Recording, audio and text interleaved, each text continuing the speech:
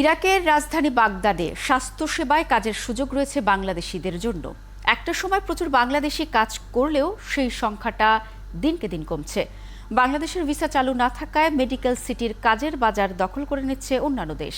প্রবাসীদের চাওয়া পুনরায় চালু করা হোক কাজের ভিসা। ইরাকের শ্রমবাজার নিয়ে অর্ণব বাপির 3 পর্বের ধারাবাহিক রিপোর্টের আজ দেখুন দ্বিতীয় পর্ব।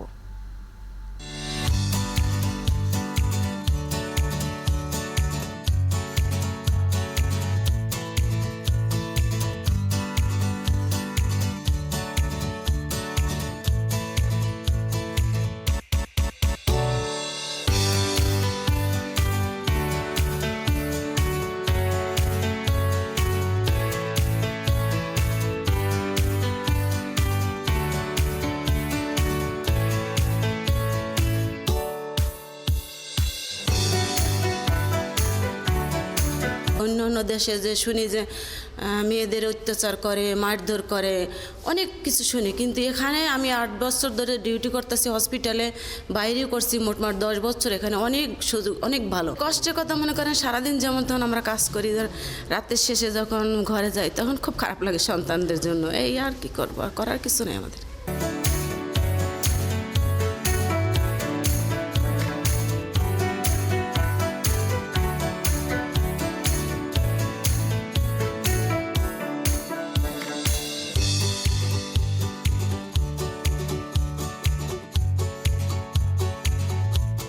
বেতন মজুরি সব দিকে ঠিক আছে, কিন্তু আকামা নাই এই দেশে। আকামা থাকলে একটু সুবিধা হতো আমার যাওয়া আসা। পরিবার থেকে বলছিল যে ইরাক যাইবা, এটা তো যুদ্ধ বিধ্বস্ত দেশ, এটা বেশি ভালো না, যাইলে তো জীবন আতঙ্কিত। কিন্তু আমি আসার পরে এই কয়েক বছরে আমি এসব কিছু দেখি না এবং অনেক ভালো আছি, শান্তি আছি।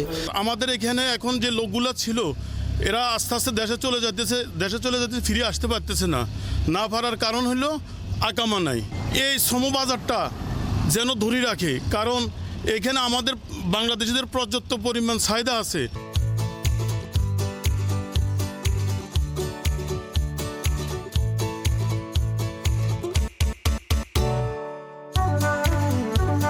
মেডিকেল সেন্টারটার মধ্যে পরে 400 লোক ছিল, কিন্তু দীর্ঘদিন বাজার বন্ধ করার কারণে আস্তে আস্তে বিভিন্ন অন্য দেশিরা চলে আসছে এখানে। বাংলাদেশ সরকারের কাছে একটি আবেদন, আমাদের বাজারটা যেন ওপেন হয়ে যায়। ইরাকের বাজারটা দীর্ঘদিন ধরে বন্ধ আছে, তবে এবং বাংলাদেশ থেকে যেন এক প্রতিনিধি দল এই দেশে আসে, এই দেশের সরকারের সাথে যোগাযোগ করে।